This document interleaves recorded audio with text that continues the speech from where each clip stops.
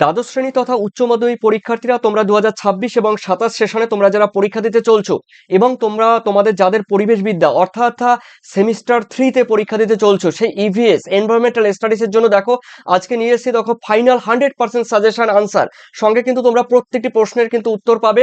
রয়েছে দেখো বাস্তুবিদ্যার শাখা, দেখো এখানে রয়েছে 2026 এবং 27 সেশনে পরিবেশ বিদ্যা। দেখো এমসিকিউ সম্পূর্ণ এমসিকিউ থাকছে তোমাদের থার্ড সেমিস্টারের জন্য।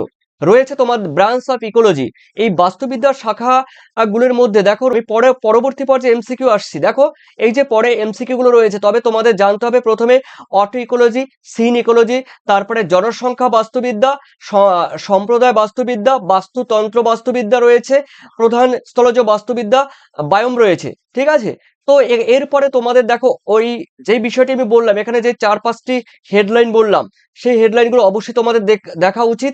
তো দেখো রয়েছে বাস্তুবিদ্যার শাখা, তো এমসিকিউ প্রশ্নগুলো আমরা সঠিকভাবে জেনে নিচ্ছে। দেখো এখান থেকে রয়েছে দেখো তোমাদের পার্ট 1, এরপরে রয়েছে দেখো তোমাদের টোটাল 50টি প্রশ্ন আমি আজকে তোমাদের সামনে উপস্থাপন করব উত্তর সহ।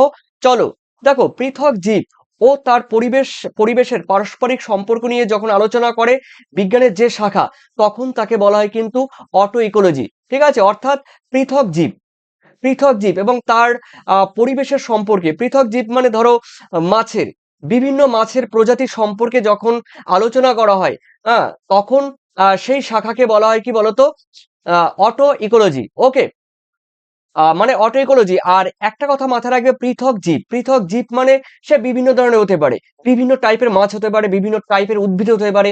এই যে বিভিন্ন উদ্ভিদ বা প্রাণীদের পরিবেশের সঙ্গে সম্পর্ক নিয়ে বিজ্ঞানের যে শাখা আলোচনা করে তাকে অটো ইকোলজি বলে। আরেকটি আছে দেখো, অটো ইকোলজি শব্দের অর্থ কি?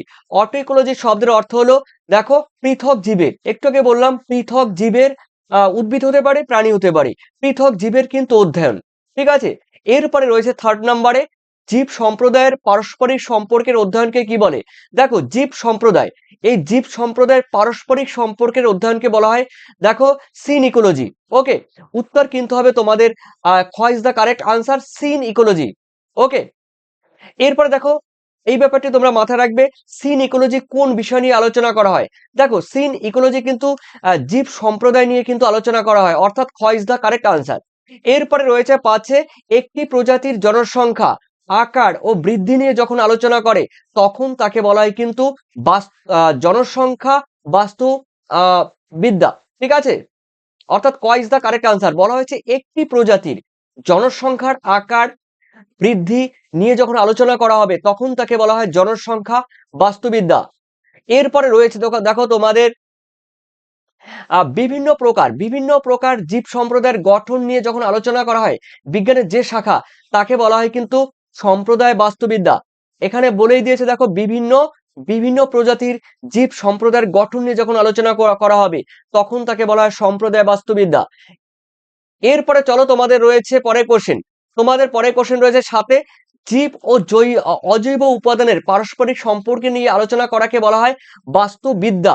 ঠিক আছে, বা বাস্তুতন্ত্র বাস্তুতন্ত্র বাস্তুবিদ্যা। তার মানে জীব এবং অজৈব উপাদানের পারস্পরিক সম্পর্ক নিয়ে যখন অধ্যয়ন করা হয় তখন তাকে বলা হয় ইকোলজি বা বাস্তু বিদ্যা।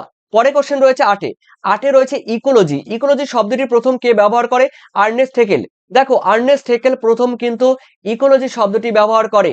এরপরে রয়েছে দেখো 9, বাস্তুবিদ্যার জনক কাকে বলা হয়? আর্নেস্ট হেকেলকে দেখো বাস্তুবিদ্যার জনক বলা হয়, অর্থাৎ ক ইজ দ্য কারেক্ট আনসার। এরপরে রয়েছে 10, কোনটি বাস্তুবিদ্যার একটি শাখা নয়? এখানে শাখা নয় বলেছে, শাখা নয় কিন্তু দেখো অ্যানাটমি। ঠিক আছে, অর্থাৎ ঘ ইজ দ্য কারেক্ট আনসার, এটা কিন্তু বাস্তুবিদ্যার শাখা নয়। এরপরে রয়েছে দেখো তোমাদের 11তে রয়েছে কি বলতো? 11তে রয়েছে পপুলেশন ইকোলজি, এর বাংলা নাম কি? দেখো এর বাংলা নাম হলো জনসংখ্যা বাস্তুবিদ্যা, অর্থাৎ তোমাদের খ is the correct answer population ecology, এর বাংলা হলো জনসংখ্যা বাস্তুবিদ্যা। তারপরে 12তে রয়েছে দেখো কমিউনিটি ইকোলজি, এই কমিউনিটি ইকোলজির বাংলা অর্থ কি? দেখো সম্প্রদায় বাস্তুবিদ্যা, অর্থাৎ তোমাদের ক ইজ দ্য কারেক্ট আনসার সম্প্রদায় বাস্তুবিদ্যা। এরপরে 13তে রয়েছে ইকোসিস্টেম, এই ইকোসিস্টেম ইকোলজি এর বাংলা নাম কি? দেখো ইকোসিস্টেম ইকোলজি এর বাংলা নাম হলো, উত্তর কিন্তু হবে দেখো বাস্তুতন্ত্র বাস্তুতন্ত্র মানে বাস্তুতন্ত্র বাস্তুবিদ্যা অর্থাৎ ইকোসিস্টেম ইকোলজি। এখানে বলেছে ইকোসিস্টেম ইকোলজির নাম কি? ইকোসিস্টেম মানে বাস্তুতন্ত্র, আর ইকোলজি মানে বাস্তুবিদ্যা। ওকে, এরপরে রয়েছে 14তে একটি বনভূমির মধ্যে সমস্ত জীব সম্প্রদায় নিয়ে যখন আলোচনা করা হয় তখন তাকে বলা হয় কি? Synecology. সমস্ত জীব প্রজাতি নিয়ে যখন আলোচনা করাবে তখন সিন ইকোলজি, আর একটি মাত্র সম্প্রদায় নিয়ে যখন আলোচনা করাবে তখন অটো ইকোলজি। দেখো তোমাদের তোমাদের এই যে পরিবেশ বিদ্যা ইভিএস এনভায়রনমেন্টাল স্টাডিজে দেখো তোমাদের চ্যাপ্টার ওয়াইজ কিংবা ইউনিট ওয়াইজ সাজেশন উত্তর তোমরা পাবে পিডিএফ আকারে, এবং ভিভিআই রয়েছে তোমাদের 7890404016 এই নম্বরে তোমাদের হোয়াটসঅ্যাপ করতে হবে, আর এই নম্বরে তোমাদের কিন্তু পেমেন্ট করতে হবে। যারা নেবে অবশ্যই তোমরা কিন্তু যোগাযোগ করবে। আর প্রত্যেকটি অধ্যায় থেকে তোমাদের এই চ্যাপ্টার থেকে বা ইউনিট থেকে এই পিডিএফ তৈরি করা হয়েছে। তবে একটা পিডিএফ এর মধ্যে তোমরা টোটাল ইউনিট গুলো পেয়ে যাবে। আর অবশ্যই তোমরা জেরক্স করতে পারবে, ডাউনলোড করে নিতে পারবে, কোনো প্রবলেম নেই, নোটসের মতো পড়তে পারবে। চলো এরপরে 15, একটি বাঘের সঙ্গে তার পরিবেশের সম্পর্ক নিয়ে যখন অধ্যয়ন করা হয় তখন তাকে বলা হয় অটো ইকোলজি। তার মানে বোঝা গেল একটি বাঘ এবং তার পারিপার্শ্বিক অবস্থা নিয়ে যখন আলোচনা করবে, এখানে বিভিন্ন টাইপের কিন্তু বাঘ বলেনি, মানে ওই জাতীয় বাঘ বলেনি, একটি টাইপের বাঘ বলেছে। এই বাঘ নিয়ে যখন আলোচনা করা হবে একটি প্রজাতি তখন তাকে অটো ইকোলজি বলে। এরপরে 16তে রয়েছে একটি নির্দিষ্ট প্রজাতির সদস্য সংখ্যা নিয়ে যখন আলোচনা করা হয় তখন তাকে জনসংখ্যা বাস্তুবিদ্যা বলা হয়। ঠিক আছে, অর্থাৎ ক ইজ দ্য কারেক্ট আনসার। এরপরে রয়েছে দেখো তোমাদের 17 প্রধান স্থলজ। দেখো প্রধান স্থলজ বায়োমের একটি উদাহরণ কি? দেখো বনভূমির বাস্তুতন্ত্র, আর বাকিগুলো কিন্তু জলজ বাস্তুতন্ত্রের উদাহরণ।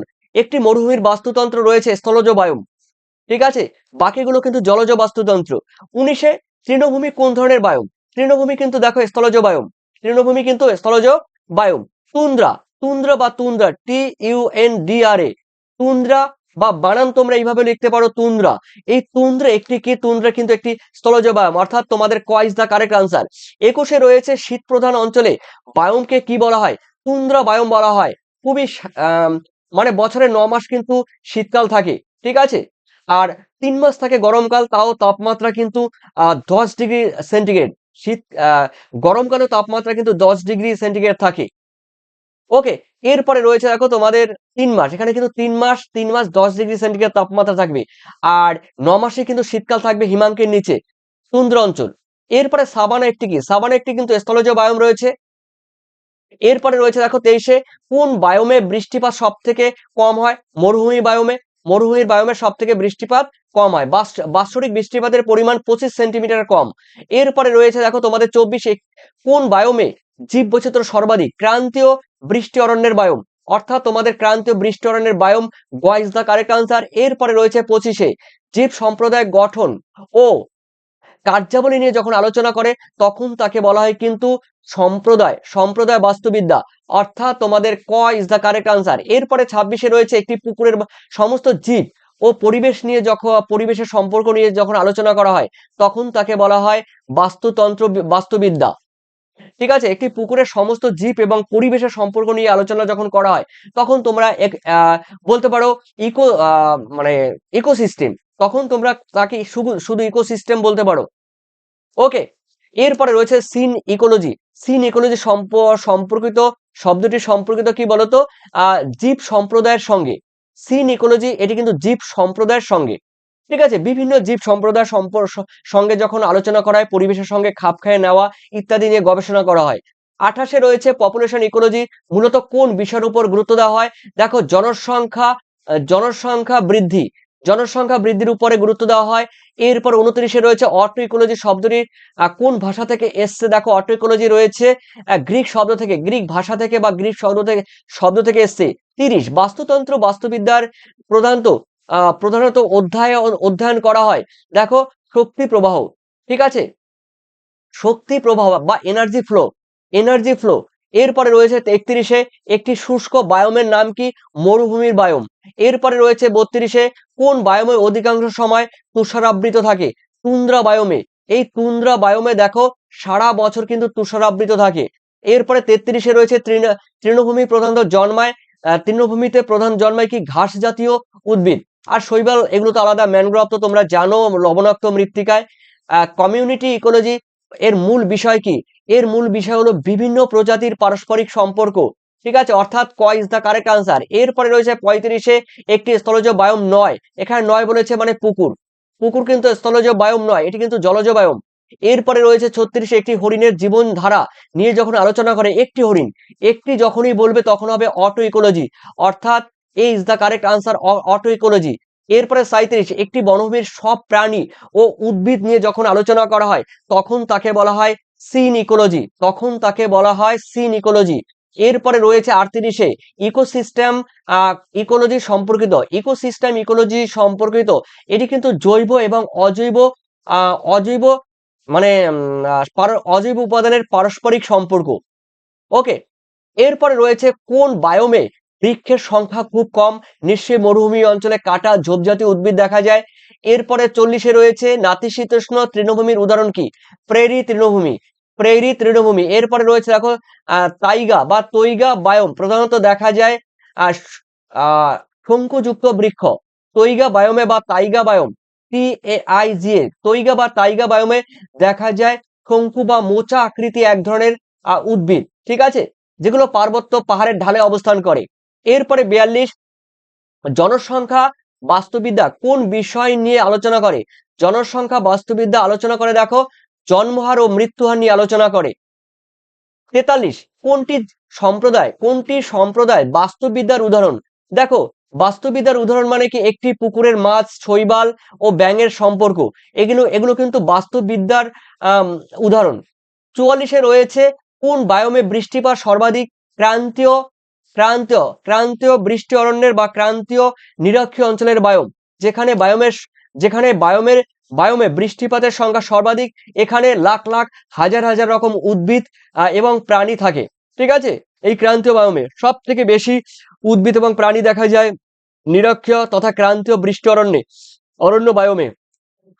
45, বাস্তুবিদ্যার অন্যতম বিষয় হলো পুষ্টিচক্র, পুষ্টিচক্র, অর্থাৎ তোমাদের ক ইজ দ্য কারেক্ট আনসার। এরপরে রয়েছে 46-এ কোনটি পপুলেশন ইকোলজি এর উদাহরণ, জনঘনত্ব, জনঘনত্ব কিন্তু পপুলেশন ইকোলজি এর উদাহরণ। এরপরে সাভানা, সাভানা প্রধানত দেখা যায় কি, সাভানায় দেখা যায় লম্বা, দেখো লম্বা জাতীয় বিভিন্ন ঘাস দেখা যায়। এই সাভানার তৃণভূমিতে হাতি ঘাস থেকে শুরু করে বিভিন্ন টাইপের ঘাস দেখা যায়, লম্বা লম্বা ঘাস, এক একটা ঘাসের উচ্চতা 5 থেকে 10 ফুট পর্যন্ত কিন্তু লম্বা হয়ে থাকে, ঘাস প্রচুর লম্বা হয় সাভানা বায়োমে। একটা হাতি প্রবেশ করলেও কিন্তু দেখা যায় না, ওই গাছগুলো এতটাই লম্বা, মানে ওই ঘাস। কোন বায়োমে তাপমাত্রা অত্যন্ত কম, তুন্দ্রা বায়োমে প্রথমে আলোচনার ক্ষেত্রে বলেছিলাম যে যখন শীতকাল থাকে মানে গরমকাল, যখন গরমকাল থাকে, গরমকালে শীতকালে কিন্তু তাপমাত্রা থাকে মাত্র 10 ডিগ্রি সেন্টিগ্রেড। আর ঠিক আছে, আর শীতের সময় তো বললাম -30 ডিগ্রি, 40 ডিগ্রি, 50 ডিগ্রি পর্যন্ত উঠে যায়। এরপরে রয়েছে দেখো তোমাদের অটো ইকোলজি কয়টি প্রজাতি নিয়ে আলোচনা করা হয়, অটো ইকোলজি দেখো, অটো ইকোলজি মাত্র একটি প্রজাতি নিয়ে আলোচনা করা হবে, রুই মাছের বাস্তুতন্ত্র নিয়ে আলোচনা, বাসস্থান নিয়ে আলোচনা করবে, কিংবা ইলিশ মাছের বাস্তুতন্ত্র নিয়ে আলোচনা করবে, জাস্ট একটি বিষয় থাকবে। এরপরে রয়েছে দেখো 50-এ সিন ইকোলজি কয়টি প্রজাতি নিয়ে আলোচনা করা হয়, সিন ইকোলজি কিন্তু বহু প্রজাতি নিয়ে কিন্তু আলোচনা করা হয়, অর্থাৎ মাছ, মাছ মানে কোনো একটি প্রজাতি নয়, সেখানে রুই, কাতলা, মৃগেল, শিঙ্গি মাছ রয়েছে, তারপরে লাটা মাছ রয়েছে, শোল মাছ রয়েছে, বোয়াল মাছ রয়েছে, ঠিক আছে, বিভিন্ন টাইপের যে মাছগুলো রয়েছে, সমুদ্র হোক বা কিংবা আমাদের মিষ্টি জলের হোক, সমস্ত প্রজাতির মাছ নিয়ে কিন্তু আলোচনা করে সিন ইকোলজি। সেখানে মাছ কেন, বিভিন্ন প্রাণী হতে পারে, বিভিন্ন উদ্ভিদ হতে পারে, এগুলো হলো সিন ইকোলজি কিন্তু উদাহরণ, যেগুলো বহু প্রজাতি নিয়ে আলোচনা করে। তো তোমরা যারা এই পিডিএফ চাইছো পরিবেশবিদ্যার ইভিএস, এই ইভিএস পরিবেশবিদ্যা দেখো chapter wise, unit wise suggestion, answer, PDF, VVI থাকছে, যারা নেবে প্রত্যেকটি অধ্যায় ইউনিট থেকেই তোমরা পাচ্ছ। তোমরা এই পিডিএফ যারা নেবে এই নাম্বারে যোগাযোগ করবে আর এই নাম্বারে তোমরা পেমেন্ট করবে। দেখো তোমাদের একদম এই পিডিএফ তোমরা কিন্তু ডাউনলোড করে নিতে পারবে, ঠিক আছে, এই পিডিএফ তোমরা কিন্তু সম্পূর্ণ ডাউনলোড করে নিতে পারবে, কোনো প্রবলেম নেই তোমাদের, আমি এটুকু বলে দিচ্ছি। আর এই পিডিএফ যারা নেবে তোমাদের কিন্তু 110 টাকা তোমাদের কিন্তু পেমেন্ট করতে হবে, আর টোটাল তোমরা পেয়ে যাবে। এবং জেরক্স, দেখো সব থেকে বড় কথা, তোমরা জেরক্স করতে পারবে, তোমরা ডাউনলোড করতে পারবে। ওকে, ডাউনলোড করতে পারবে।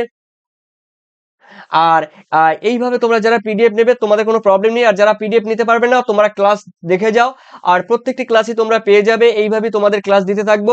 এরপরে এই যে যেটি রয়েছে বায়োমেড শ্রেণী বিভাগ, ঠিক আছে, এই বিষয় কিন্তু তোমাদের কিন্তু একটু মানে আহ, 1-2 দিনের মধ্যে কিন্তু তোমরা পেয়ে যাবে কিন্তু এর সেকেন্ড যেই পার্ট 2 রয়েছে সেটি, ঠিক আছে।